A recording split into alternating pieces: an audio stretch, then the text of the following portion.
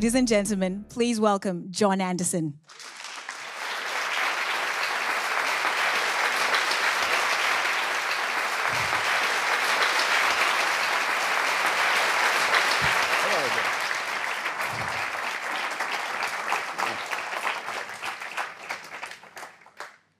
Well, Jordan and Dave, thank you so much for giving us your time. JohnAnderson.net is basically dedicated to something that is very, very dear to me as someone who is very worried about our country and where we're going. And it's that you cannot get good public policy without a good public debate. And it seems now we don't have debates anymore. We just have abusive, emotional mudslinging. So that's the sort of the background theme.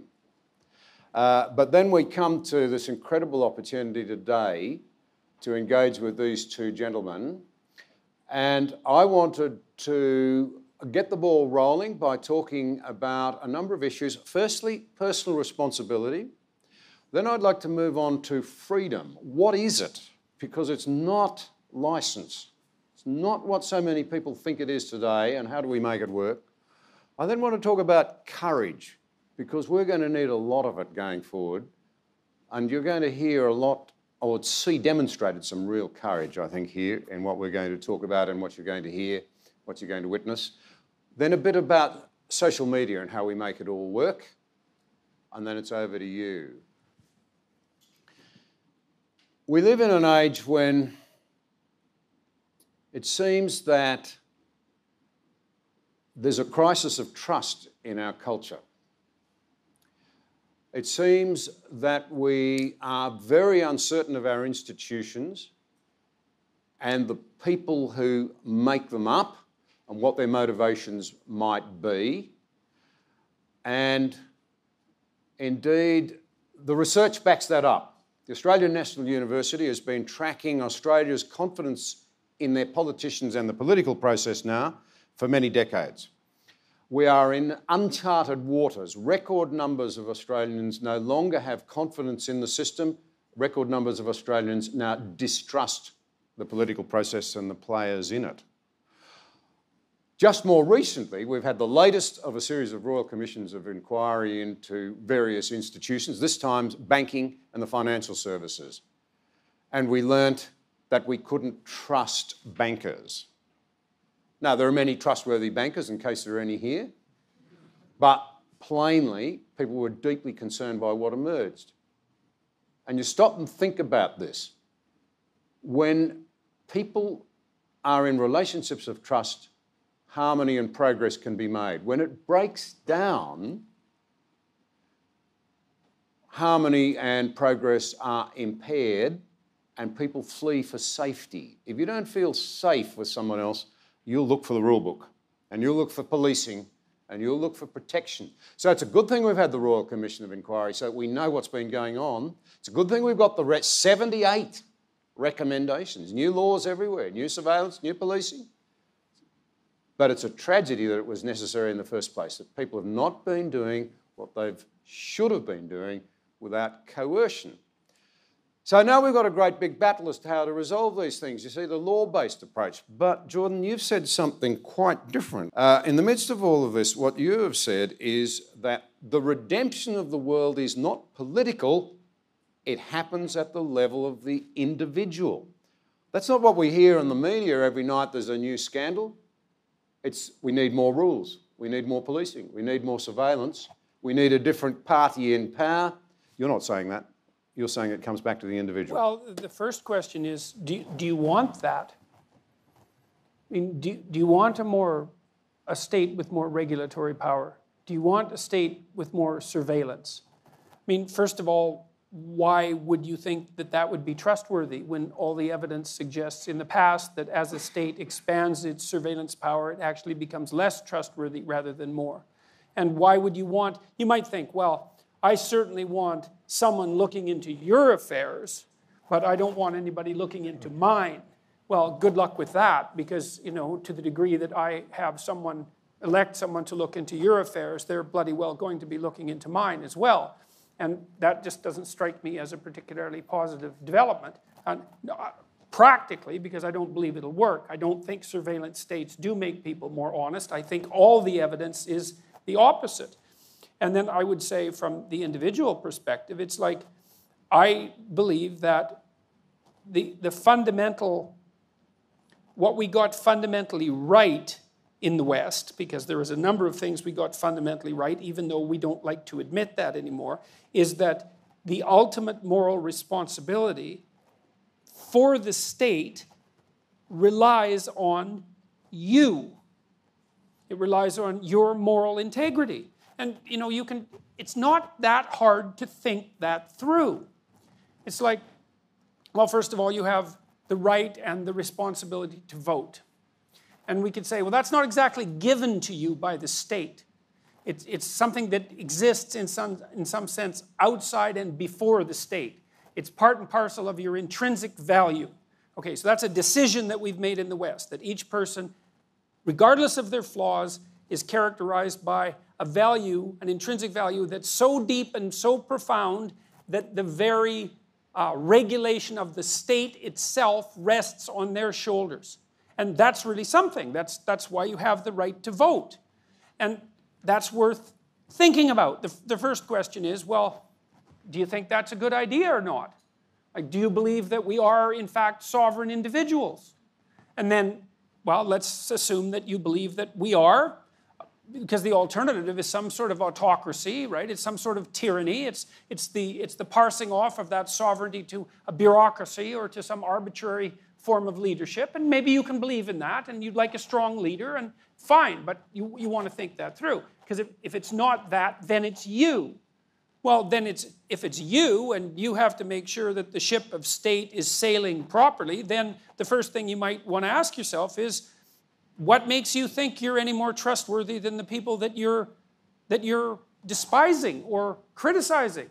I mean, if you are, well, more power to you, but it isn't self-evident that you are, and my suspicions are that it's not even self-evident to you that you are, because it's a very rare person that you come across. If you talk to them with any degree of seriousness, they're able to lay out a whole litany of ways they fall short of their own values, not values that other people are putting on them, certainly that as well. And they can name innumerable ways that not only are they not doing what they should be doing, so they're falling short of the mark in that way, but they're doing all sorts of things that they definitely shouldn't be doing, and they know it. It's like, well, we're going to put that right or not? And my sense is, I wrote a rule in my book, put your house in perfect order before you complain about the world, before you criticize the world. Well, what's the idea? It's like, well, you're the sovereign, man. If the ship of state is listing and sinking, that's you. That's your problem. It's your fault. You're not doing it right. You're not educated enough. You're not awake enough. You're not articulate enough. You don't know enough about history. You're not taking on enough responsibility. You're looking for other people to blame because it's convenient. And that's kind of understandable because it's the dispersal of responsibility. Who wants all that responsibility? But there's a huge price to be paid for it. The first price that you pay for it is, well, there goes the adventure of your life. It's like you could get yourself together and be the bedrock of the state, right? That'd be hard. That'd call on everything that you have. That would be your adventure. You're going to pass that off to someone else? And then what do? You've got nothing left in your life but triviality. And you can't live. I don't believe that people can live ethically, trivially. That's why I think the pursuit of the idea that life is for happiness is wrong. Because life is too difficult for that to be the case. Our lives are too profound, too characterized by suffering and malevolence. The world is too characterized by trouble at every level for happiness to be the proper solution. The solution is something like a heavy burden of ethical responsibility, the kind that sets the state straight. And then in that, you find the purpose of your life. And so not only, if you want the external monitoring and the surveillance state, not only do you sacrifice your privacy and invite all that invasive attention and lose your impulsive freedom, you lose everything that's profound about your life, and someone takes it from you. They take your destiny from you. And that's no way to live. That's the tyranny that we've struggled against in the West successfully for, I would say, in one way or another for a number of thousands of years, and with a substantial amount of success. To draw Dave into this, we met in LA a couple of years ago over breakfast. Dave, you're a great defender of culture too. Now, when we met, it was very interesting. You set out the reasons in a way for me to think, here's a card-carrying progressive. You know, you told me where you came from and what you believed in, what you didn't, and then you said, and I'm a gay married man. And then you went on to say, and I thank God every day I live in Christian America. And I thought, that's a surprise turn in the conversation. And we had a fantastic breakfast talking about it. You're a defender of culture now, or of our cultural roots, at a time when the West seems to be its own worst enemy and doesn't believe in its cultural roots. Can you elaborate? Yeah, of course. Well, you know, first off, as you guys I'm sure know, Jordan and I just left the Sydney Opera House a few minutes ago, and we've done about 120 some odd shows where I've opened for Jordan, and it just struck me in the last 2 minutes that having to follow you is much less fun than having to go than having to go before you. That's easy. I'm usually just setting them up, and you're knocking them out of the park. But okay, I'll try. Well, just quickly on what Jordan said about the individual, because it links exactly to that. You know, people ask me all the time in the Q&As and in our meet and greets, what is going on? Why is it that people are following this psychologist talking about lobsters all over the country? And actually, that question is what I believe is the answer. There has been a complete obliteration for young people to understand what being an individual it is, what being a person that owns your own mind, that decides to get out there and live the life they're supposed to live, that doesn't want to take from somebody and give to somebody else or just take for themselves.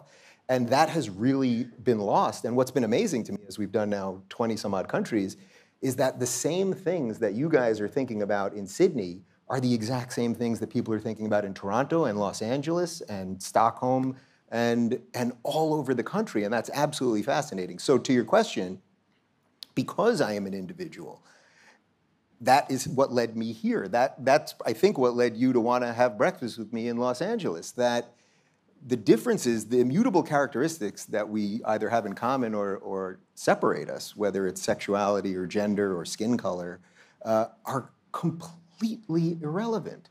If we really want to be a society that is truly free, that truly respects each other, it makes no difference. I mean, I do, when I go to colleges, I'll usually just single out somebody in the crowd, and it's like, how sad would it be if I just looked at you and I was like, oh, well, you're a white guy, you look like you're in your early 20s, as if that would give me any inclination that I would have any insight into what you think, or how you should think, actually, is the better point. Because you should think whatever you think, and hopefully be willing to have that exchange of ideas. So I'm very appreciative that I live in a Christian country, because the simple fact is, while the media will imply that, you know, every day there's another story on how evil Christian white people are or something like that, and by the way, I see that spreading all over the world as well. I mean, there's a weird thing going on with the media where I thought it was really an American crumbling of the media, but now I see it all over the place. I live in the freest country in the history of the world, period. The United States in 2019 is the freest place in the history of the world. You can, you know, with the most tiny exceptions on speech around, you know, yelling fire in a crowded theater or a direct threat of violence, you can say whatever you want. And even being here in Australia, where you guys have it pretty good on speech, I can tell people are jealous of what America has. And certainly when we were in the UK, where they have all sorts of things, where, you know, this YouTube creator, Count Dankula, had his dog, you know, do the Nazi salute and got in all sorts of trouble. I mean, we won't have this forever, and that's very clear to me. And I would just add this, that Douglas Murray, who I'm sure you're familiar with in the UK, he's also gay, and he's a brilliant thinker. And I didn't even want to ask him anything about that, because it's completely irrelevant in a certain way. But the last question, when I had him on last time, I said to him, do you think your sexuality has a little something to do with your sensitivity about freedom? Because you know it might be you first. And he said that he thought his skin was a little thinner because of that. And so I do think that people that are on the outside, for whatever that is, it doesn't have to be sexuality, it could be obviously a myriad of different issues, I do think you become a little more sensitive to it. And for that reason, I'm incredibly, I'll go a step further. I am blessed that I live in the United States of America, and I'm a free man in the freest country ever, and I'm very appreciative of that. You can see why we get on. Yeah. Seriously. Can anyone push back against that? And yet half the time when you listen to the elites who have their hands on the levers of influence today, you would think we lived in cruel and oppressive cultures. Think of the 4 great revolutions, the American War of Independence and what came out of that. Think of the French Revolution. Think of the Russian Revolution. Think of the Maoist Revolution. Which one has produced a real understanding of the individual and secured their freedoms in a greater way? And we in Australia, of course, are unbelievably blessed, to use your word again, because we've inherited what's called a Westminster, the best of the British, our House of House of Representatives based on the House of Commons, Senate is closely modelled on yours, and it works unbelievably well. But you wouldn't think it listening to the public commentary today. Now let's come to freedom. When you and I talked in Sydney back just before Easter last year, we had a great conversation, and to my enormous delight, I found that we had a friend in common, Alexander Solzhenitsyn. There you go, there's a photograph of him. Now, he doesn't look very happy. Well, there's a good reason for that. He would have been probably busted up physically and in all sorts of other ways as well when that photograph was taken. He was a hero in Russia in the Second World War. But after the war, he dared to disagree with the regime in Moscow, which was an unbelievably evil regime. And for the price for disagreeing was that he ended up in the Gulag, in a prison. This is a remarkable book. He wrote about his experiences. This wasn't the only one. It was smuggled out to the West. There's no doubt that his writings shortened the life of that evil regime. But the bit that stayed with me, and which you referred to and have many times, you wrote a great essay on it over Christmas, I recommend it to you. It was published in the Times and then in the Australian, or you can Google it, was that this bloke recorded that one day he was lying in his cell, I'd imagine freezing cold, probably ill, incredibly unhappy in his circumstances.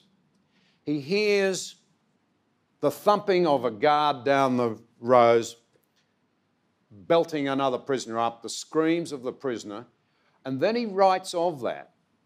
It dawned on me as I listened to it that the dividing line between good and evil actually doesn't lie between captor and captive. Can you imagine a prisoner in those circumstances saying, the bloke doing the beating is captive too. He's not free. Rather, he said, the dividing line between good and evil lies somewhere across every human heart. It's not between man and woman. Tell that to some of the people in today's movements. It's not between Catholic and Baptist or man and woman. The dividing line between good and evil lies somewhere across every human heart. That was very profound for me in public life. And I was telling these friends on the way out that, for example, a point that came to me to be quite real. I was a young federal member of the parliament. I was in the outback town of Walgett, and a very, very angry young Aboriginal man came up to me. He swore his head off at me. He said, you so-and-sos, you stole this from us, you ruined us, an absolute litany of my crimes, and now you're going to pay us back. And I remember thinking, stop, remember that this guy has the stamp of nobility on him too. It's just I can't see it at the moment, and I've got no right to do him over. He's like me, he's a mixture of good and bad. But let's tease this out. This incredible writer who eventually was freed, found his way to America. The Americans and the West refused to listen to his warnings. He was there like a kind of prophet saying, look out, you're losing your freedoms. What did he mean How do you find freedom when it's not physical? You can't move, you're in fear of your life, but in some other way he found freedom. What's it mean? Can we unpack that? Because I think it's important. Well, one of the things that Solzhenitsyn did, and this is something I think worth thinking about. I mean, I've thought about it for decades because it's such a remarkable story. I think he tells it in the second volume of the Gulag Archipelago, because it's a 3-volume book, the full book. And it's all worth reading, especially the second volume and especially the second half. And in that, he details his transformation, I would say, his psychological or spiritual transformation. Now, he was on the Russian front, which was not a pleasant place to be, because Stalin had signed a pact with Hitler, and Hitler broke it, and the Russians were completely unprepared. And so to be on the Russian front at the beginning of World War II was a very bad place to be. And he wrote letters to a compatriot of his complaining about the lack of preparation, and that's what got him thrown in the camps. Now, it's interesting to note that Stalin threw all of the Soviet prisoners of war into camps. So if you were a Soviet soldier and you had gone to the West and fought and you were captured and put in, say, a German prisoner of war camp and treated terribly because Stalin didn't sign the agreement, it was from Switzerland, Geneva Accords on the treatment of prisoners of war, and the Russians were treated so badly that the Allies used to feed them. You know, and it's not like they were not hungry. And so you would end up in a POW camp there, and then when you were done with that, when you went home to Russia, for your hero's welcome, you were thrown into the Gulag. Because Stalin believed that the mere fact that you'd been exposed to the West now made you a class enemy. So that was the sort of place the Soviet Union was. Now, Solzhenitsyn spent a lot of time in the Gulag, and he observed that there were people there who he admired. Now, the camps were mostly run by the prisoners. So, because most prisoners, many prisoners, became trustees and then would move up the administrative ladder. And that's pretty interesting in a really dark way, right? Because it's like a hell that's run by the devils. And they could escape at any moment if they just realized that they were the ones running it, but they didn't. And so, so that made the situation even more brutal than it might have been, because he noticed, too, that prisoners who became guards were often more brutal than the civilian guards, maybe to justify to themselves what they had done. Who knows?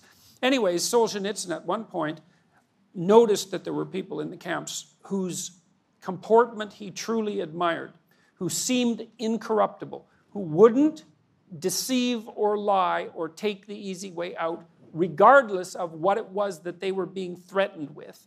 And they wouldn't sign the confessions that everybody had to sign, guilty or not guilty. They refused to play along. And some of them certainly died for that, but many people died in the gulags, so that was hardly an anomaly. But he said that many of the people who ran the camps were terrified by these people. And that also that many of them were religious believers, which was quite interesting. And so what he learned was that even under terrible circumstances, there were ways of being more or less noble. And I suppose it would be under terrible circumstances where that sort of thing would be put to the test. And it really made him think about his own role in his own demise. You know, like, he had Hitler to blame, right? Because, well, there was the Second World War, and he had Stalin to blame. And I mean, if you need people to blame for your misery, those are credible people to blame, you know, especially both of them at the same time. And yet he started to consider, you know, what did I do in my own life that increased the probability that I ended up here? You know, as a citizen, for example, who was responsible for the way that the country operated. Because, you know, like in East Germany, 1/3 of the people in East Germany were informers. And everybody in the Soviet system lied about everything to everyone all the time, which is, of course, what you would do if 1 in 3 people were informers, because that would be like 2 people in your family. And so the whole system was set up and maintained because everyone lied. You think, well, if I stop lying, I'm done for. It's like, yeah, fair enough, man, but if you keep lying, and so does everyone else, you're also done for, and so is everyone else. So that doesn't seem to be much of an option. And Solzhenitsyn noted that there were people, even under these extreme circumstances, that would tell the truth. And he decided that he would go over his life with a fine-tooth comb. He had nothing but time to think about every time he had acted in some manner in his life that transgressed against his own conscience, right? That where he did something he knew to be wrong, and then to see if he could figure out how to set it right then. Now, obviously, he couldn't necessarily apologize to the people against who he had transgressed, right? Sometimes you have to pay for something you did in a currency other than that which you took. And his determination was to chronicle his experiences in as truthful a manner as possible, which was basically impossible. It wasn't like he had paper and pencil and time to write and privacy. Had his notebooks ever been discovered, well, he would have been in serious trouble and they would have been destroyed. In fact, when he got out, he had 2 copies of the full manuscript, each out to a different typist. Secretly, the KGB got a hold of one, destroyed it, and the typist committed suicide. So he basically memorized the book, and it's 2,400 pages long of 8-point type. Like it's one remarkable work. It's one long scream of truthful outrage, and that came out of his decision to set himself right. And then it was, as John said, it was smuggled into the West, where it had a walloping impact. It completely demolished, at least for a long while, the moral credibility of communism. Completely. From like 1972 on, if you knew about the existence of the Gulag Archipelago, you didn't get to say anything good about communism. And that lasted for a long time. It even convinced French intellectuals that there was something wrong with communism. And there's no doubt that it was one of the historical events that caused the Soviet Union to collapse.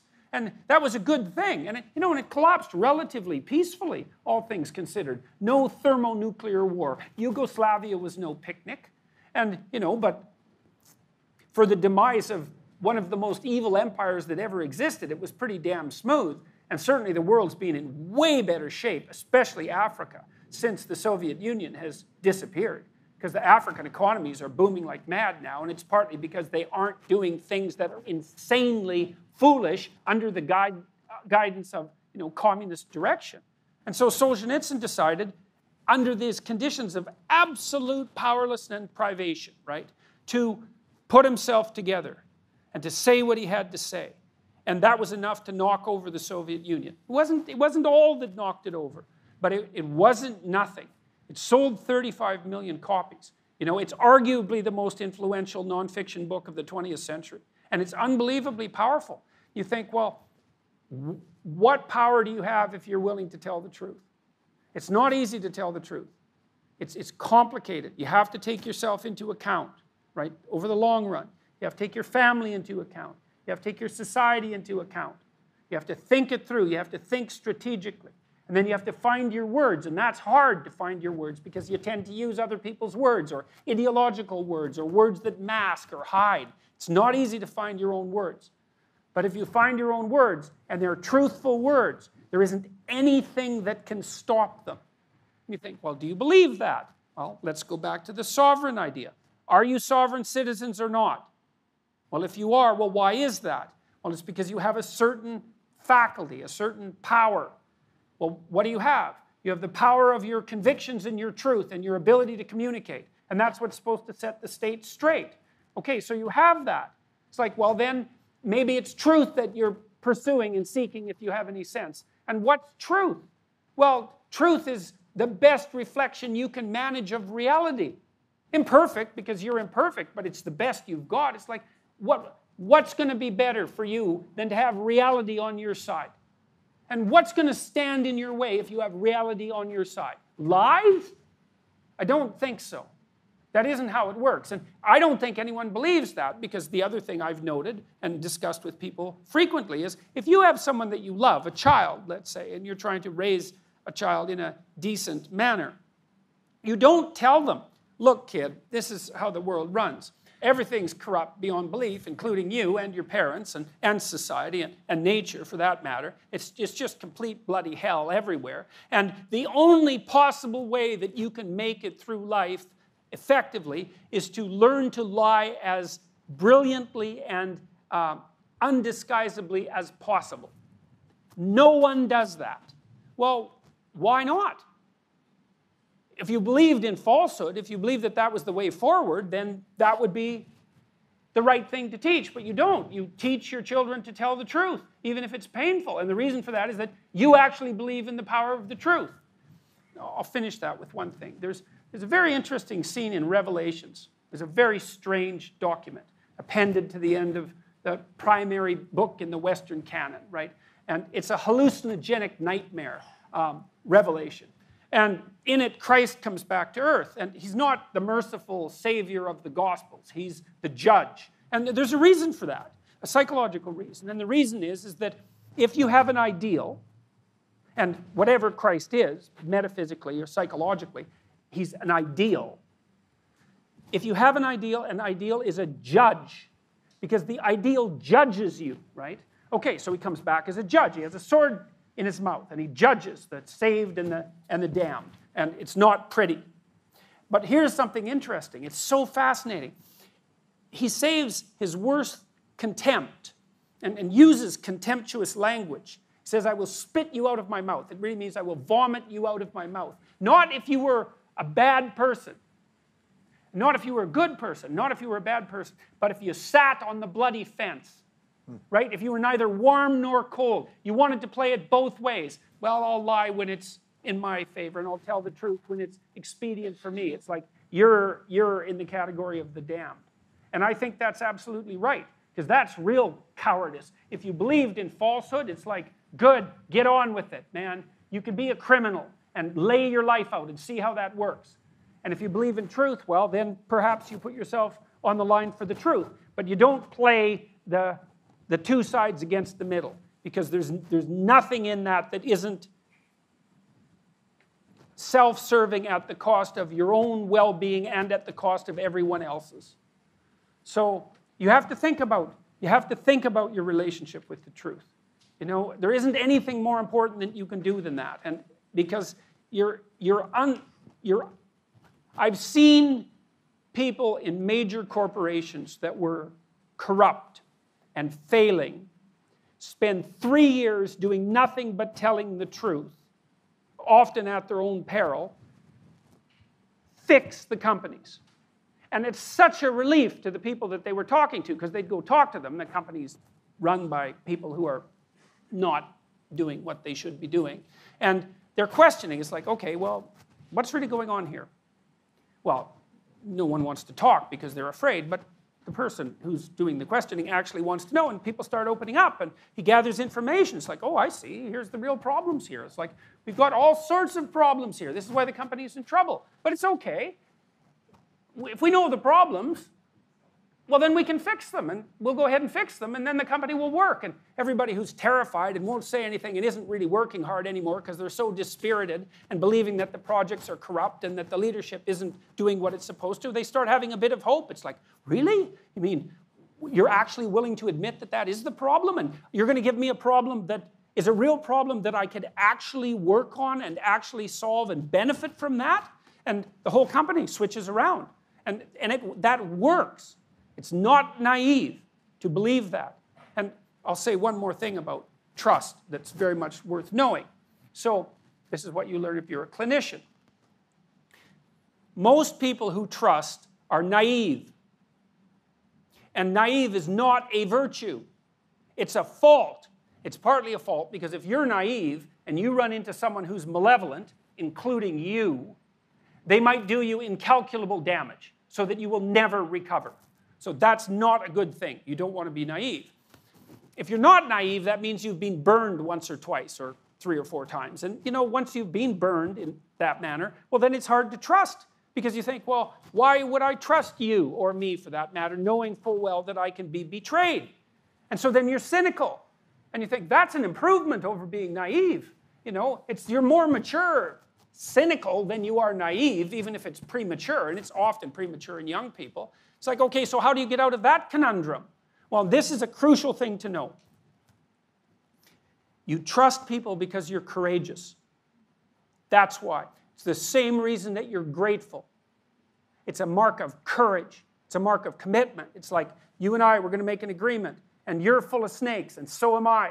And there's lots of ways this can go sideways. But we're going to put together an agreement. We're going to articulate it out. We're going to try to find something that is of mutual benefit to both of us. We're going to put our hands out and shake, and we're going to try to stick to that. And we're going to risk trusting each other, right? It's a risk. And that's the risk upon which the state is based, really. Like, I believe, and I think the evidence for this is very strong, by the way. I don't think that there is any other natural resource than trust. And for trust, you need courage, not naivety. And you've got to overcome your cynicism so that you trust. And then you ask yourself, too, if you don't trust your institutions, it's like, hey, they're your institutions. Mm-hmm. Why don't you go out and do something about them? You think, well, I can't. It's like, that's not true. That is absolutely not true. There's nothing vaguely accurate about that in a society like this. Almost all of our democratic institutions are crying out for people to participate. They can't find enough people to do it. And if you participate and you do it diligently and you have your say and you're careful and trustworthy and you speak your mind, you can have way more effect than you think. So if you're cynical about the institutions, it's like, look in the mirror. Because those institutions, the corruption of those institutions is a direct reflection of your inability to get your act together. And that's what it means to be a sovereign part of the Western community. So it's not someone else. So this issue of trust. Now, I would have thought that after what he'd been through, and you've outlined it, not alone by any means, but some of these people who have warned us of the need to be responsible and to heed history. Solzhenitsyn is a classic example. What has happened? You made the point that for a very long time, we understood how dangerous that sort of drift towards totalitarianism is. It seems to have washed out of the system now. Mm. It seems as though we don't teach history, we don't respect it, we don't understand that it can teach us valuable lessons. And what worries me about that is the old saying, if you don't understand history, you may very well repeat it. Why do we walk away from people we can trust warning us of the consequences? Well, I think there's an interesting reason for that sort of brings the Solzhenitsyn story into 2019, which is that he was truly oppressed. This was a life of actual oppression, right? Now we have people that are walking around, everyone in this room has this in their pocket. And if you have this in your pocket and you turned think, off, I hope. Yeah, hopefully turned off. But if you have this thing in your pocket and you think you're oppressed, you're very confused.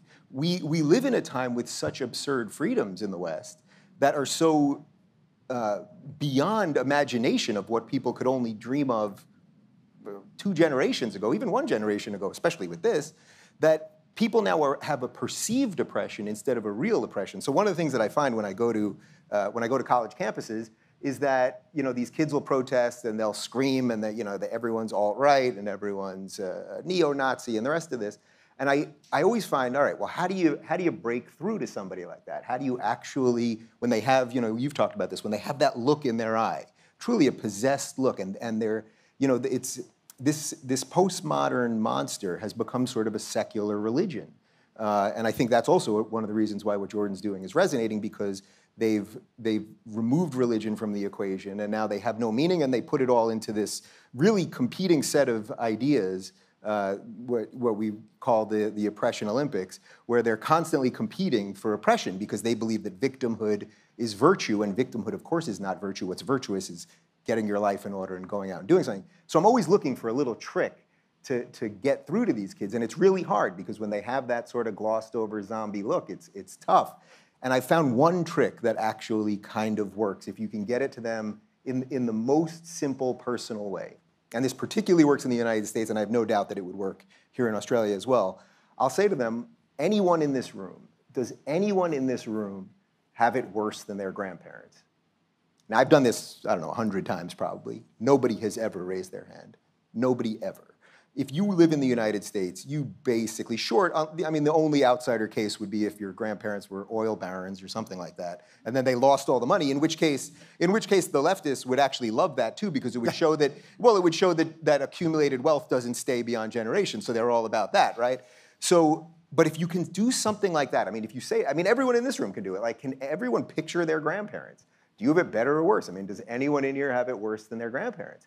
And that shows you that it's a perceived oppression, not a real oppression, that the thing that they're fighting, this patriarchal, postmodern, capitalistic thing that they're fighting, I mean, they can't define it, so it's hard to define it for them, that it actually has bent toward justice always, always. And if you can plant that seed in them, I think it's a little bit of something. But it's very hard to break them out of that. But I think the key here is understanding that it's a perceived oppression.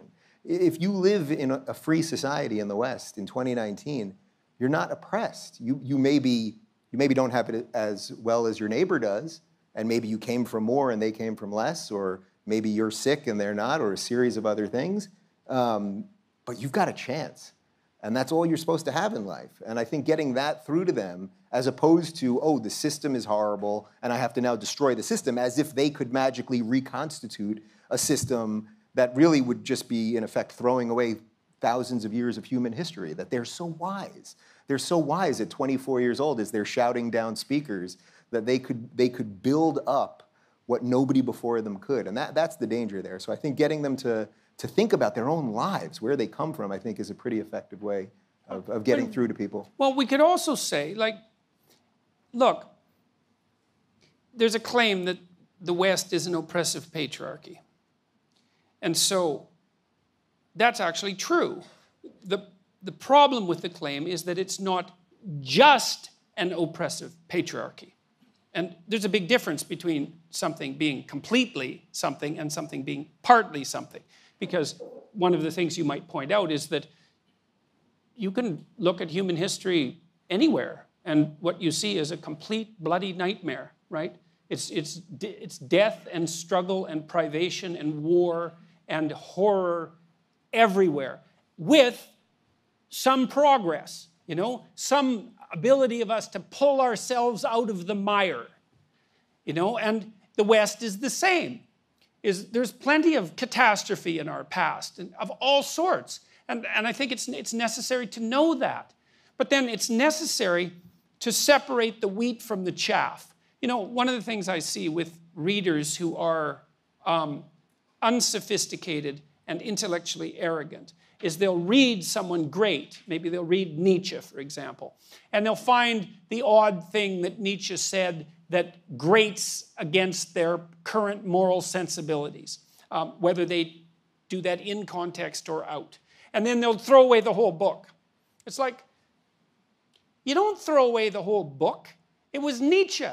You don't throw away the book. He's like 1 in a billion. You read it carefully and you think, well, okay, no to that. But yes to this. And you do the same thing with Dostoevsky, and you do the same thing with Tolstoy. You do the same thing with the great writers of the past that have been passed down to us. You read intelligently. You separate the wheat from the chaff, right? And you gain wisdom that way. Well, you do the same when you look at your own history. It's like, well, of course it's a bloody nightmare. What do you expect? It's like, what's your point? We're going to burn it down and then we're going to have something better as a consequence? Well, not so easily, not so quickly. Maybe we read our history carefully and we think, okay, well, what did we get right? Well, what did we get right? Well, the sovereignty of the individual, that's pretty good. The fact that you have right to property, that's pretty good. You can argue about the limits on that, but you know, you don't want someone just taking your purse. You know, it's helpful that there are things that you can earn and own. You know, the dignity of the individual, that's another one. The innocence before the law, God, that's a miracle that we ever came up with that idea. I can't believe that idea exists, because in most cultures it's like, well, you might be guilty, okay, you're dead. Because, well, that's easier, you might be guilty, you know, why go through all the trouble? There's plenty of people where you came from. It's like the trouble of presuming your innocence. It's innocent. It's even hard for you to do that for yourself. And the idea that each person has an intrinsic worth regardless of their, well, externalities, let's say. That's another idea that's a complete miracle. It's like, well, what are we going to do? We're going to throw all that away with the statement that we live in an oppressive patriarchy. And then we're going to be left with nothing. And what good is that? Well, how about we look at our history and we take responsibility for it? We think, okay, well, here's some things that need to be fixed. There's plenty of them, right? There's plenty of them for each of us to fix. And we'll go fix them. And maybe then we can atone for the bloodiness of our history and for our so-called unearned privilege, some of which all of us have. And that would be good. That would be part of the adventure of your life too. And that's a far more sensible and wise approach to the diagnosis of what's wrong with the West than, well, it's an oppressive patriarchy and it should be overthrown, or whatever that current low resolution and resentful ideology happens to be. And there's something to be said for a bit of humility as well. Mm-hmm. It's like, really, you really think that you're capable of making large-scale social transformations and getting it right, do you? You really think that? You're 25, you're 30, you're 40, I don't care, What makes you think you're smart enough to pull off something like that? It's very, very difficult, very, very, very difficult to take a system that works not too badly and to do anything to it that doesn't make it worse, much less to radically reconstitute it and make it better. That's really hard. So, if you're upset about your culture, well, maybe you could think of some small ways that are local that you could go out and improve it. Well, I think you should start with yourself. Because, well, then you're only harming yourself and you're not a bad person to practice on. And then you could extend that to your family. Well, at least you suffer for the consequences of your own experiments that way, rather than having someone else do it. And then maybe you can work on bringing a little more harmony into your family. And maybe you can get a job and see if you're any good at that. And then if you manage those three things halfways respectably, well, then you could dare to put a toehold out into the broader community and think, maybe I have an idea here that we could tentatively attempt that might make some small thing slightly better that we could measure carefully and assess. And that would be your contribution. And maybe you get real good at that, So by the time you're 50 or 60 and you have a solid life behind you, you're actually capable of generating large-scale improvements carefully. As you were saying that, I was thinking, this is exactly what Alexandria Ocasio-Cortez is. This is a bartender with a 430 credit score, which is pretty terrible. But all she's ever done in her life has been a bartender. Now, that's fine. I've been a bartender at times. But her only accomplishment is becoming a congresswoman with, I think, around 15,000 votes by saying the exact thing that the media wants you to say all the time, right?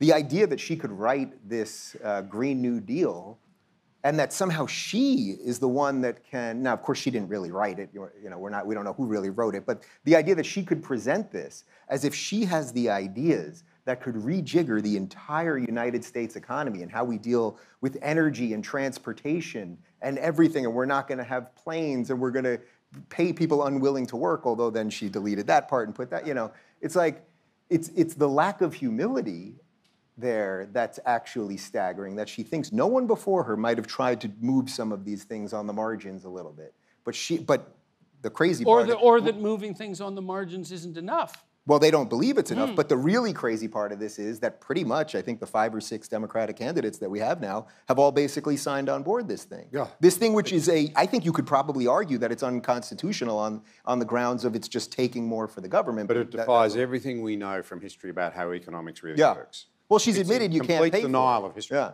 She says we'll tax the billionaires, and then she also tells you that the billionaires are the blight on society. So it's like, well, which one is it? Because you need the billionaires to pay for it, even though it won't pay for it. And if you don't want billionaires, well, now we can't pay for it. So what are we doing? give me one. Australia's longest-serving Prime Minister was a man called Bob Menzies. And he was a man of incredibly powerful intellect and very, very deep learning. And he wrote, fascinatingly, that democracy is not a machine, it's a spirit. in which the peculiar Christian conception that no matter what your station in life is, each of us has a spark of the divine and every soul is of equal value before heaven. Why do I mention that? Partly because I think it's a very relevant point personally, but it's because in the mocking and the ridiculing of that respect for our faith out of the door, we've knocked out one of the pillars of democracy. We've knocked out the idea that whether I agree with you or not doesn't matter. I have to respect you because a higher authority places as much value on you as he does on me. Now it seems that the problem is that if you dare disagree with me, I don't have a reference frame for good and bad anymore or for respecting you. Therefore, I have to insist I'm right. See, I'm God over my life, and you dare to challenge me because you want to be God over yours. Well, that's the So problem. you're an evil person or you're a racist or you're something terrible. We lack a framework for respecting one another, and it seems a massive problem for us. Well, it's the problem with the collectivist viewpoint. Because if your defining characteristic is that you're a member of a collective, then you live or die by the propriety of the collective. The antidote to that is that strange metaphysical claim, which is that, well, which is fundamentally that we each have a spark of the divine in us. And you think, well, it's easy to be cynical about that, but you shouldn't be, because you act like it's true. And that's worth noticing. It's like if you have friends or family members and you don't treat them like they have profound intrinsic value, then they're not happy with you, right? You can't have a loving relationship without that. You can't have a relationship of reciprocity without that. You can't have a relationship of respect without that. None of it. And they also want you to treat them like they're, in some sense, masters of their own destiny, which is also interesting, right? Because if you have say a 21-year-old child and they're upset with you, they say, well, I'm 21 years old, I'm able to make my own decisions. And you say, and they want you to agree with that. And you want to agree with it because you hope that they are ready to make their own decisions. And you think, well, maybe they have matured to that point. So what are you saying? Well, you're saying that they are gifted with the ability to take the responsibility to shape the reality around them. And they insist upon that. They insist upon you recognizing that in them as a hallmark of respect and love. And you might be irritated because they're not acting responsibly enough to deserve that, but it's still what you hope for and want.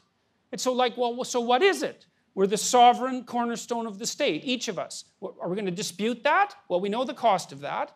Okay, well, do we have that spark of divinity? Well, what do we struggle with day to day? We struggle with the potential that's in front of us and transforming that into the reality that could be. That's as close to a divine faculty as anything I can think of. It's completely mysterious that we can wrestle with the fabric of becoming and turn it into the actuality of being, and that we seem to do that as a consequence of our ethical choices, right? You make bad choices, you think they're bad things happen, right? And you think they're bad, and so you took the potential that was there in front of you, and you made something bad of it. You can do that, and you can also do what's good. And we know that of each other, and that's part of the reason that we're granted, let's say, the right and the responsibility of being the cornerstone of the state. And so that the idea that there is that divinity in us, I think that's associated with our consciousness, whatever that is. Because consciousness is a mystery. It seems to give reality to being, right? What's being without consciousness? There's no one there to perceive anything. There's no one there to shape anything. It's like, is there anything there? Well, our consciousness itself seems to be what participates in the reality of being and the transformation of potential into actuality, for better or for worse. So there's an ethical domain to it too. It's like there's no reason for us to be questioning this fundamental assumption unless we think we have a better theory. And what is that? Well, it's your race. It's your power structure. It's like, that's what you want? You want to be judged by collective standards? It doesn't matter what you did. It's in this foreword I wrote for the Solzhenitsyn book. the people who ran the magazine Red Terror, that's a hell of a magazine, Red Terror. They said, well, look, if you're getting rid of the bourgeoisie, don't just be stopping with the people who own businesses. You want to get rid of their children too, because they're infected with the same damn evil spirit. And just to be on the safe side, how about you take out the grandchildren too? 6-year-old, 10-year-old, doesn't matter. Everyone goes. And what happened in the Soviet Union, everyone judged on their collective identity, right? That's how you're going to be judged.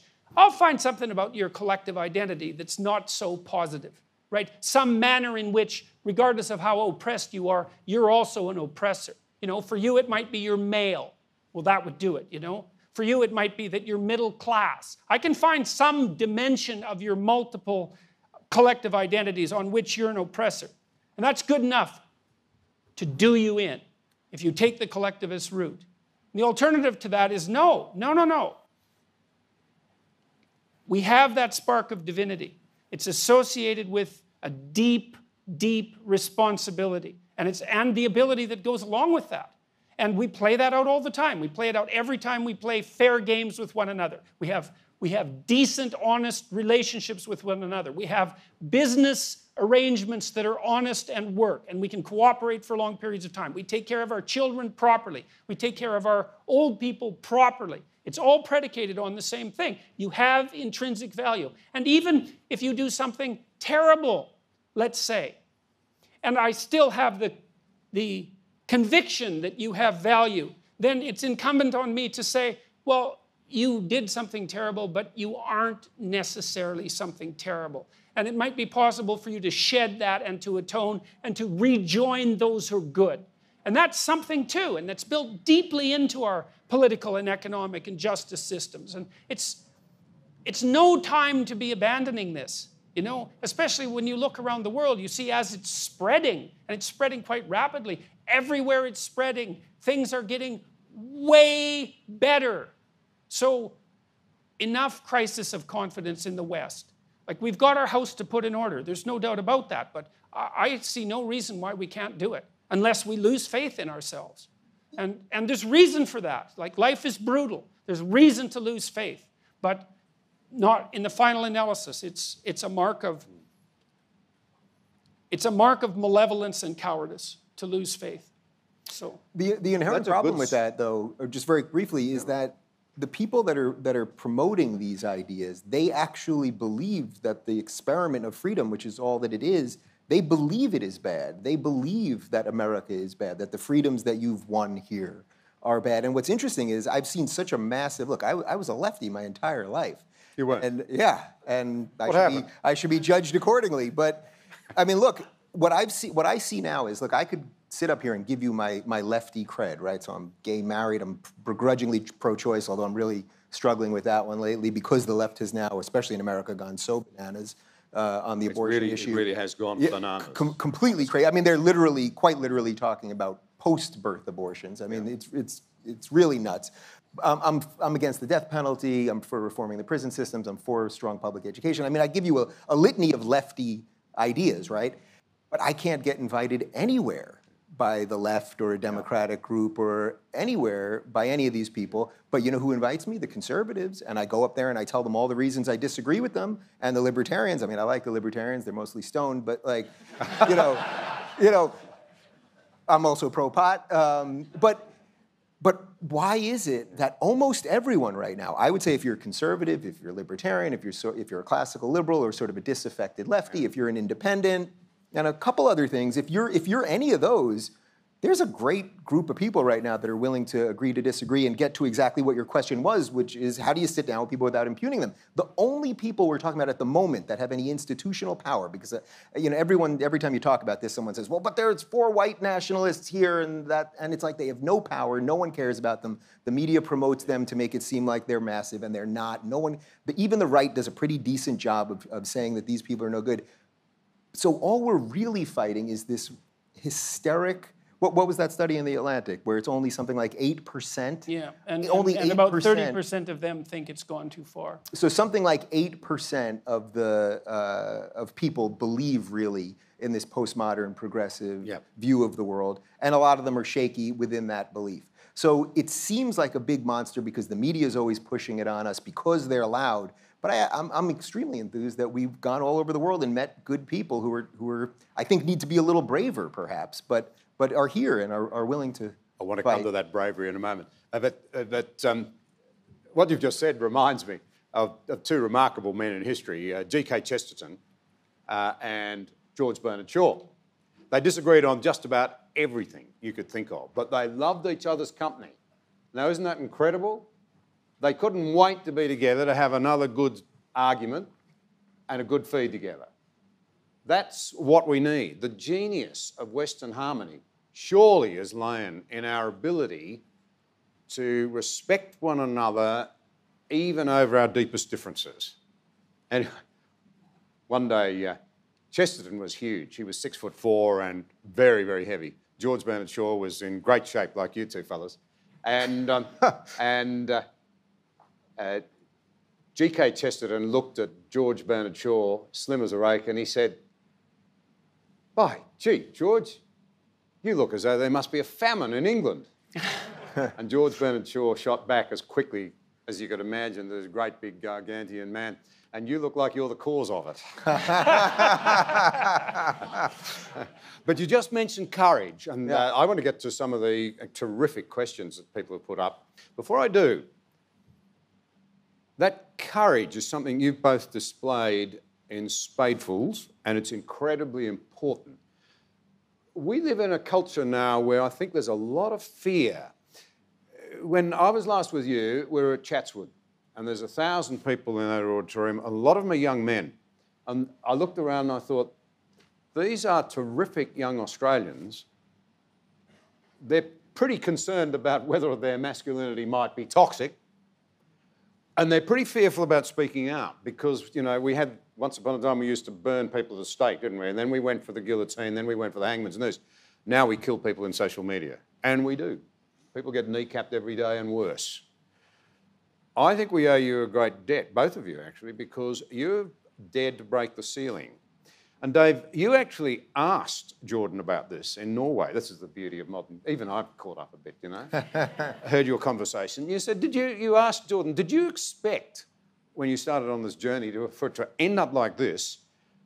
And you asked him what it's like to break through that, you know, how do you feel about it when you're attacked? And you were very open and very honest. And you said that it's very tough when a journalist does you over. But you might like to repeat that question to Jordan. Yeah, well, quickly on the bravery thing, my partner hates when I say this, but I don't consider myself brave. I am doing what I think is right. That is it. That really is it. I wake up every morning and I feel that I have something to do that's relevant and important, and being on this tour with Jordan has been life-altering, not only for my life, for all the people that show there, but I don't view it as bravery. I couldn't not do it, I guess is the best way to say it. I just got to make the point there. I think you're probably being very tough on yourself.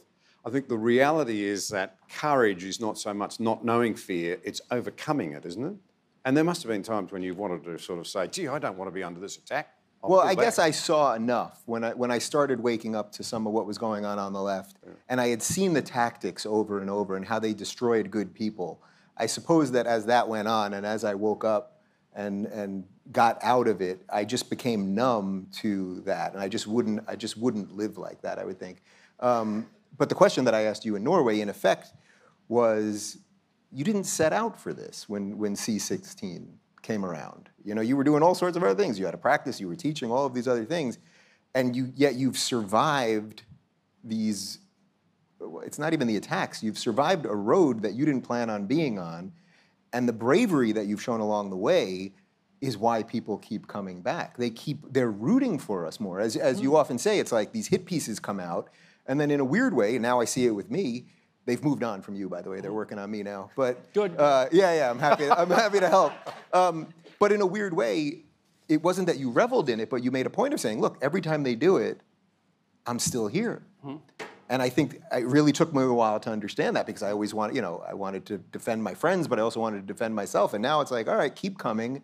I'm still here. We must be doing something right, because I don't spend all my day attacking other people. I'll gladly attack ideas, but I don't attack people. I mean, I don't think we've done anything up here where we attacked a singular person, right?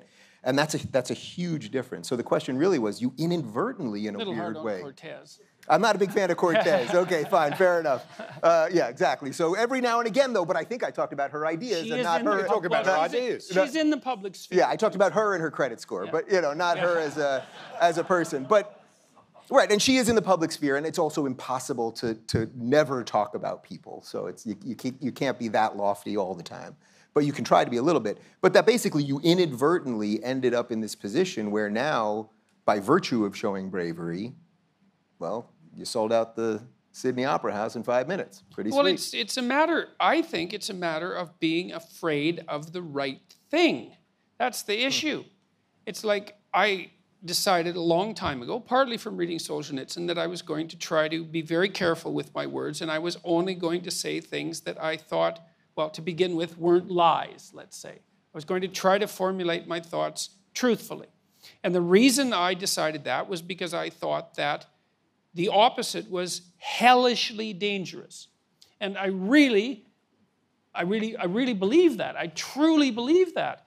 And so if I say things and I think they're true and they get me in trouble, then I think, well, that's not as much trouble as I would have got into if I would have said something that wasn't true. Like, it might be more trouble right now. Who knows, right?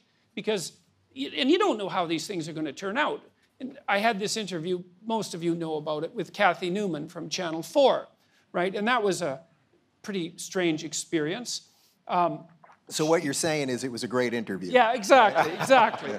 And, she was pretty professional when we went to the studio, like someone like that is professional, kind of hard surface and glossy and media presentable, the TV turns you into that. And she was perfectly polite in a professional way until the camera went on, and then she went after me. And then the whole interview went the way it went, and I thought, I had like 20 interviews that day, and so I walked away from that, and I thought, oh, God, they're going to take 7 minutes of that and, broadcast it and make me look like a complete monster, and that'll be the end of that. And that is exactly what they did, except they also posted the entire thing on YouTube, not knowing at all that it was a train wreck. They had no idea. It wasn't like they thought, oh, well, this is a train wreck, we better put it on YouTube. It wasn't that at all. They thought it was a perfectly fine interview. So then it went on YouTube. And so my mood changed a lot. It was, first of all, well, this interview went catastrophically, and then it was, well, they're only going to use 7 minutes of it, and that's going to be a drag, but I'll probably get over it. And then they put it online, and then there was just an incredible reaction. And then 5-10 newspapers came out to play the victim card for poor Kathy, which was now all the online trolls were after her. And I thought, that really struck me. I thought, she's one of the most powerful people in the UK. One of the 1,000 most powerful, let's say, or the 500 most powerful. She's no bloody victim. And she's paid plenty well for what she does. And Jordan, by the way, don't forget that night that this all happened, she did a video in her car reading the comments by the trolls, because at that moment she didn't realize she should play the victim card yet. Yes, that's right. She was still reveling in it. That's right. And it wasn't until she realized it that Yeah. And so then her employees said, well, we had to call in the police to investigate, which is an unbelievably crooked thing to say. It's like anybody can call in the damn police to investigate anything. It's like, well, what constitutes a credible threat? Well, there are ways of assessing credible threats. They have to be direct and detailed. That's how you assess suicidality, for example. If you tell me that you have a plan, you know when you're going to do it, you know where, you have a gun, you've thought it through, it's like, that's a credible threat. Sometimes I wish I wasn't here, that's not a credible threat. And you see the same sort of thing online. Well, then 10 newspapers played the victim card that poor Kathy was being trolled by, well, at that point, by like 1 million trolls. Who knew there were that many trolls? But apparently they were. And then I thought, well, God, the whole thing's going to go sideways again, because I'm going to come out of this as the villain who called forth, the alt-right armada to take down poor, innocent Kathy Newman. And so it looked like it was going to shift that way for about 4 days. And then, well, that didn't work. There was a couple of other interviews that started to push back that narrative, and then it switched back to my side. But look, I'm making a point with this, is when I do an interview, like this interview, I follow this rule in my book. Rule, which is it? Let's say I think 8. it's 8. Oh, I think it is 8. All right. No, We've been doing this for a while. Sorry, it's 7. Oh, Do what is meaningful, not what is expedient. Okay, so I come to an event like this, and I have an opportunity to say things, and I don't come in here and think, okay, here's a bunch of things I want to convince you of. You know, I don't care if you're convinced. It's not like I don't care about you, you know, in the sense that you care for people and hope the best for them, but I don't care if you're convinced. That's not what I'm here for. What I'm here for is to hear the questions and try to figure out what I think about them, and then to say that, and then to see what happens. Like, who the hell knows what's going to happen? But if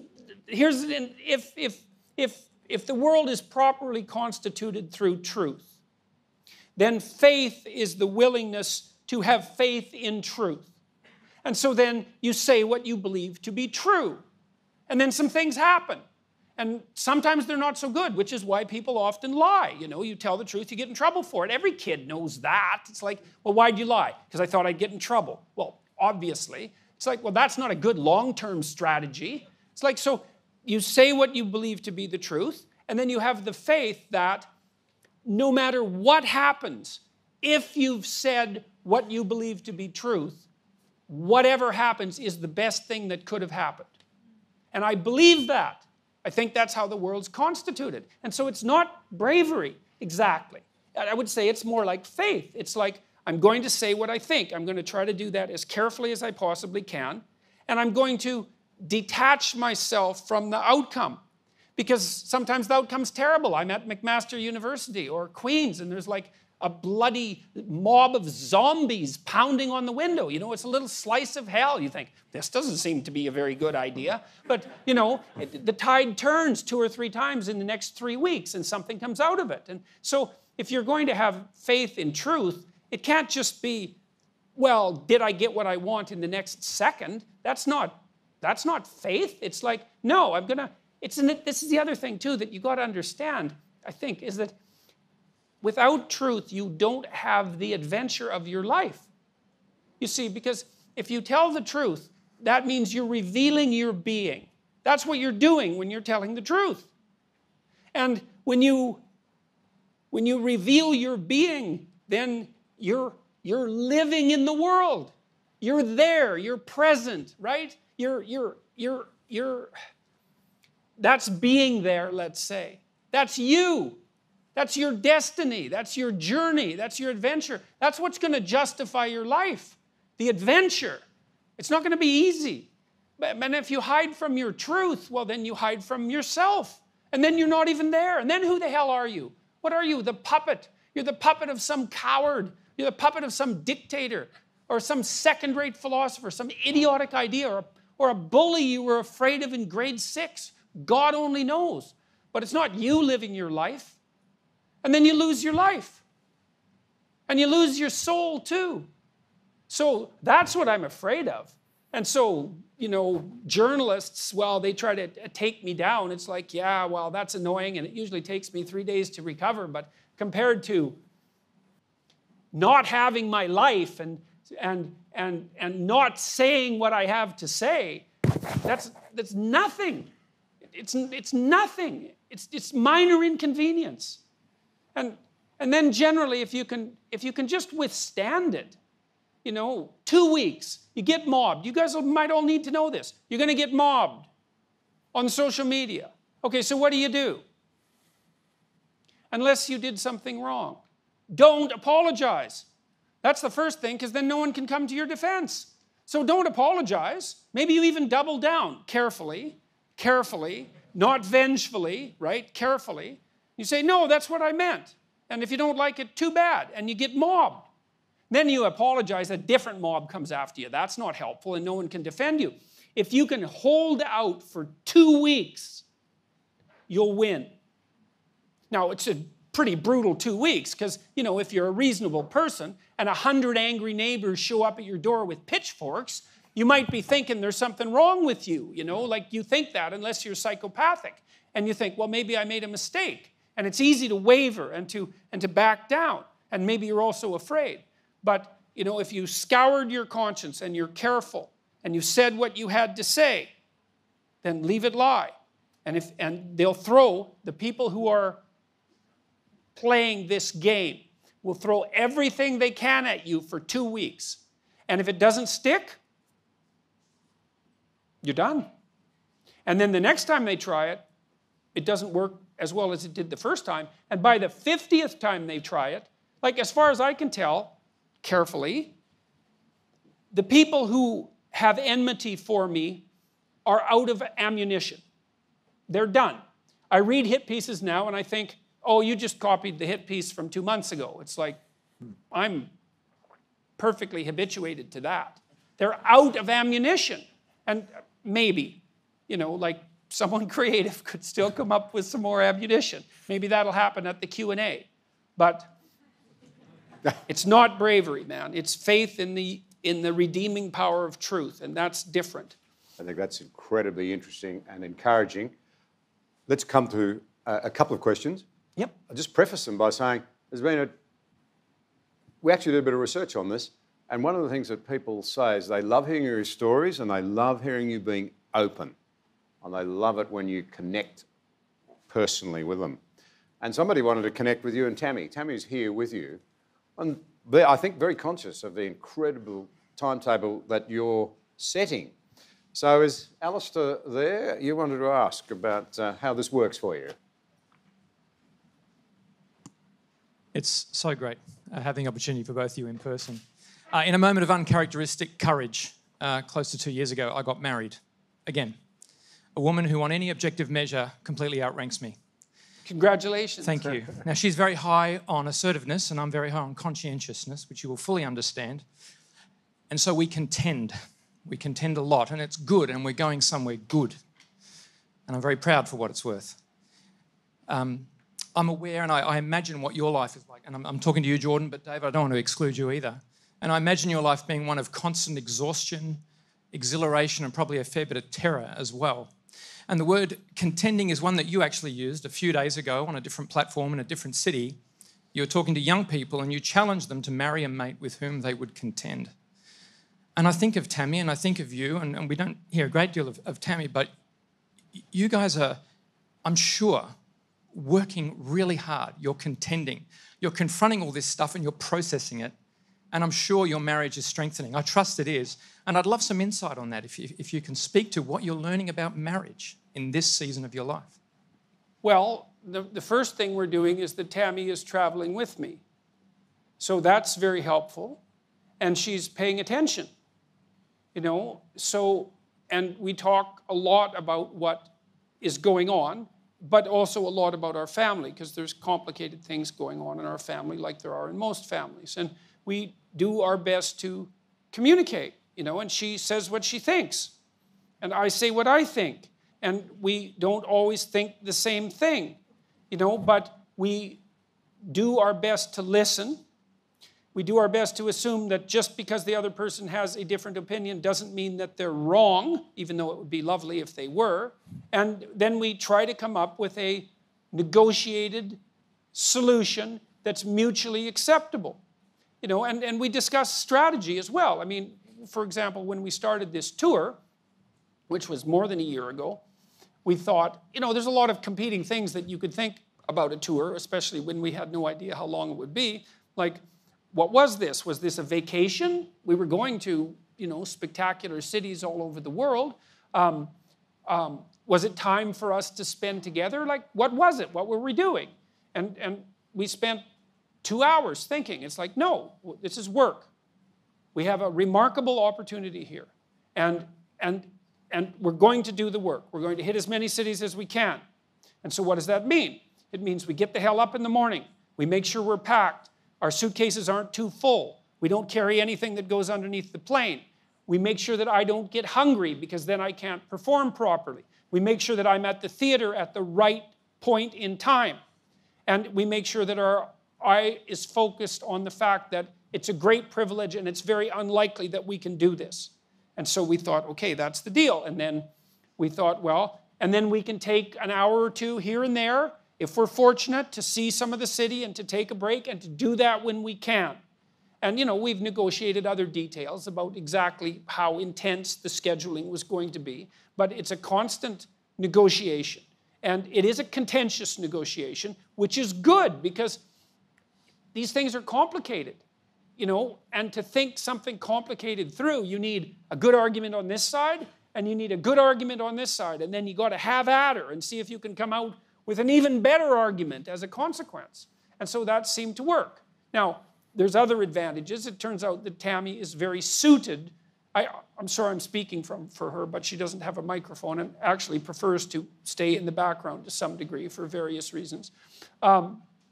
She's very suited to a life like this.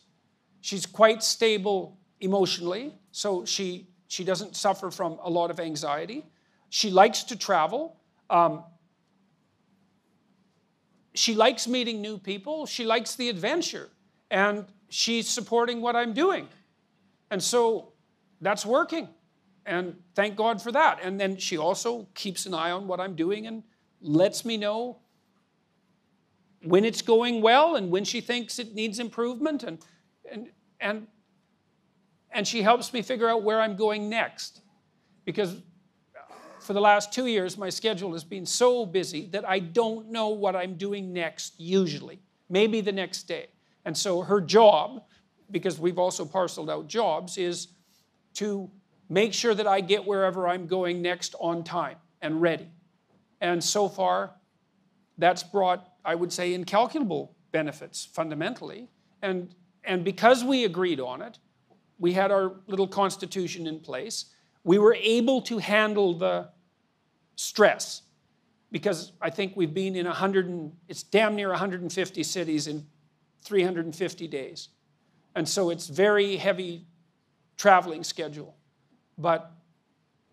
And the other thing too is I trust her. She tells me the truth. It isn't necessarily what I want to hear. Well, you can tell that's the truth, man. It's what you don't necessarily want to hear. But so she's a very good counselor. And that's turned out to be exceptionally helpful. So, yeah. And I'm like their son who refuses to leave. So Yeah. I like it, Ma. It's really nice. It's all right. I think we ought to give Tammy a round of applause.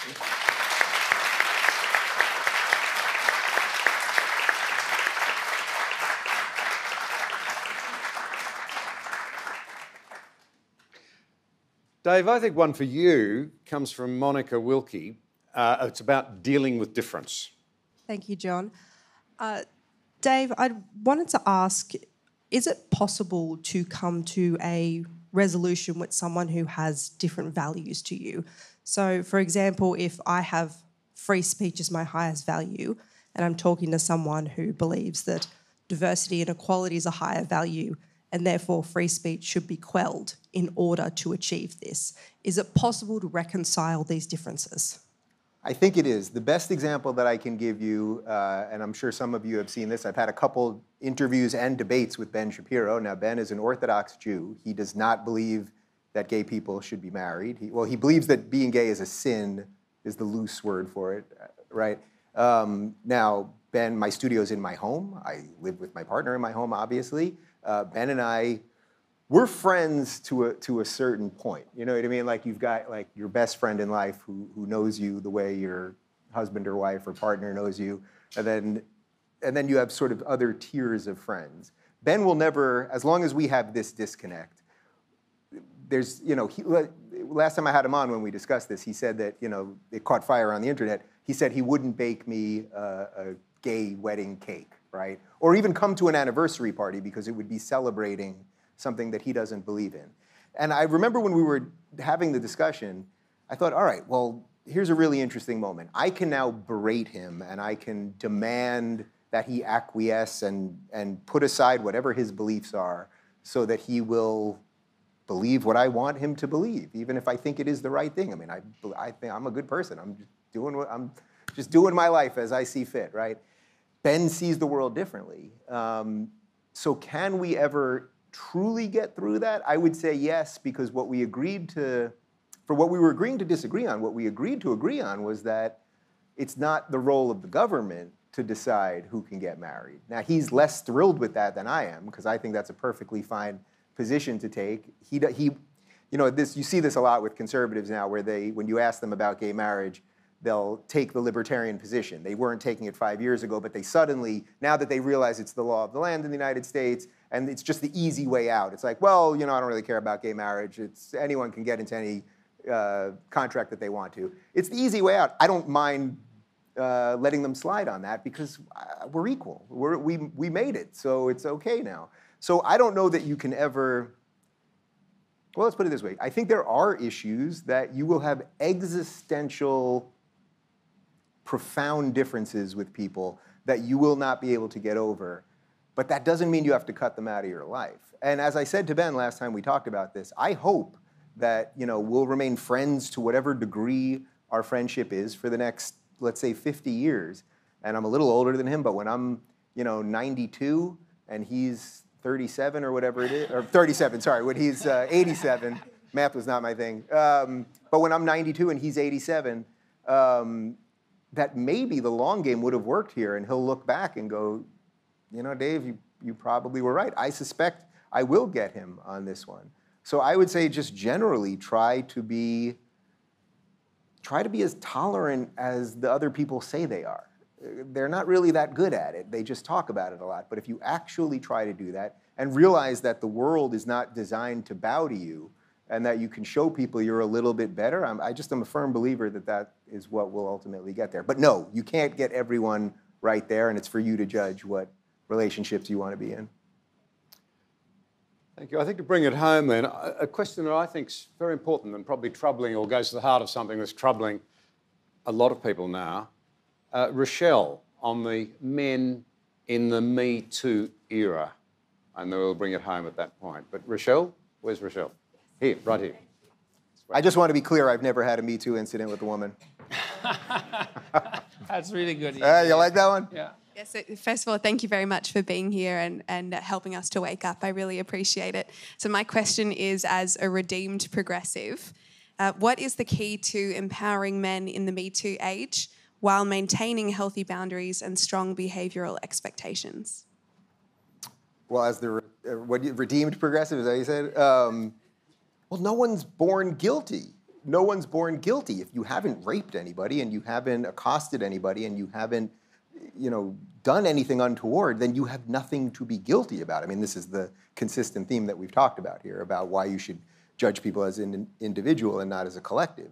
But they've created a situation now where people are now being born with original sin. Oh, you're a white, heterosexual, usually Christian male. You are the worst thing that exists. And it's the essence of bigotry. You're prejudging, right? So that's prejudice. You're looking at someone and you're prejudging them, and you think that you know everything that they're not only about, but capable of.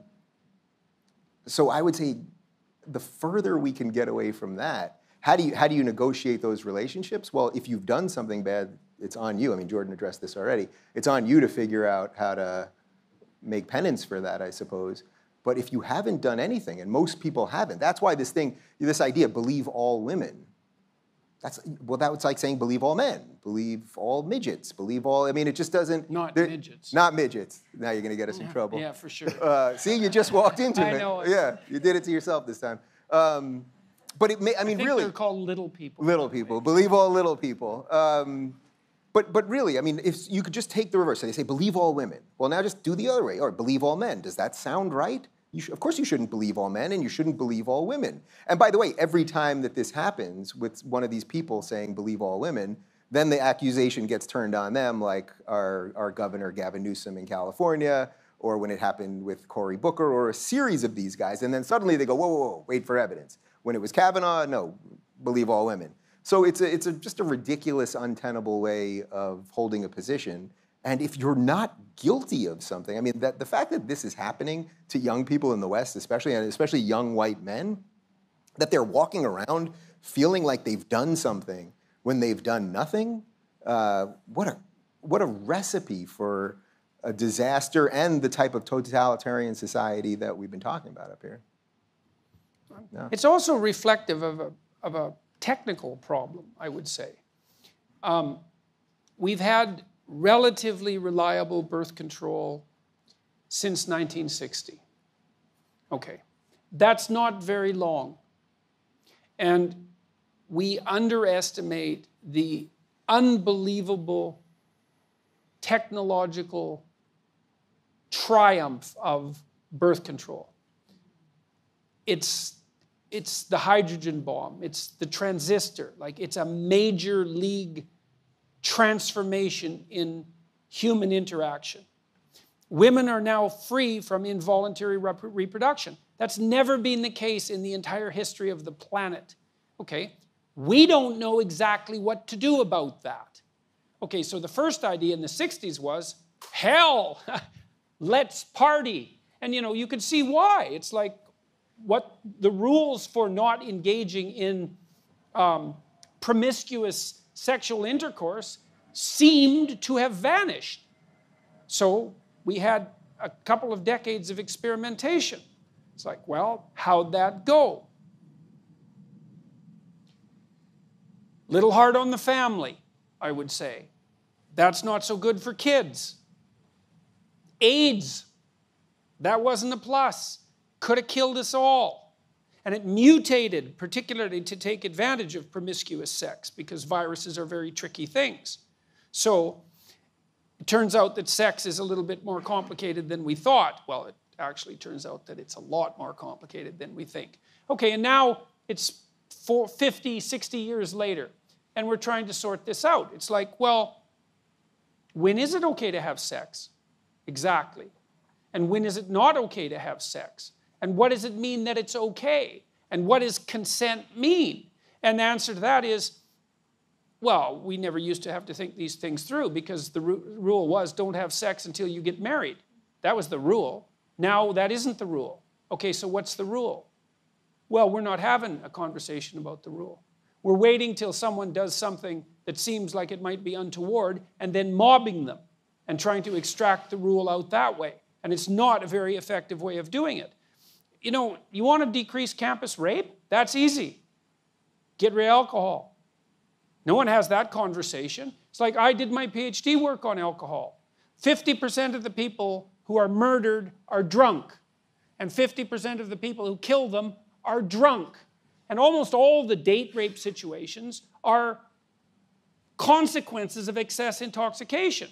But yet there's a party culture on campuses and anything goes. And you also have this strange thing, especially on the radical left, which is unbelievably paradoxical, where absolutely every form of sexual expression imaginable is 100% permissible because sex is fine, but it's so dangerous that while you're dancing with someone at a Princeton mixer, you have to ask them 2 or 3 times if it's okay for you to continue. And that's actually the case, by the way. I'm not making that up. It's like, well, both of those things can't be true.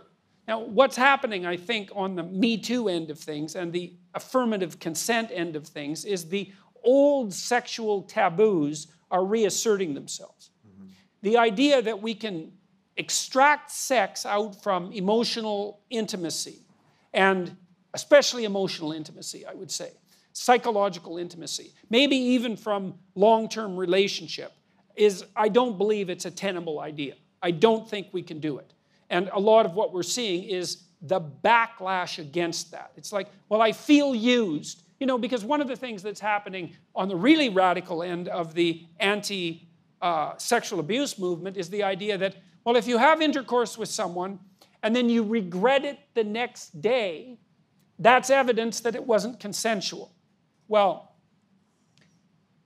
it is, in a sense, evidence that it wasn't consensual because it's evidence that you didn't bloody well think it through, right? It was good for last night, but it's not good for today. It's not very wise.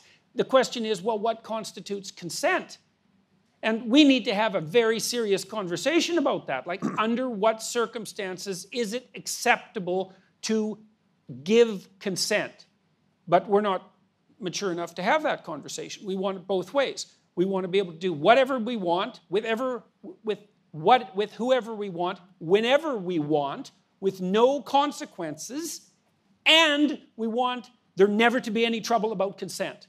It's like, well, no, that's not going to happen. I don't think that sex works very well outside of committed relationships. I don't think there's any evidence that it does. There's a strong proclivity across cultures for the enforcement, social enforcement of long-term monogamy. And there's reasons for that. And I think you deviate from that at your peril. So now, if you want to deviate from that, there's all sorts of reasons to do it.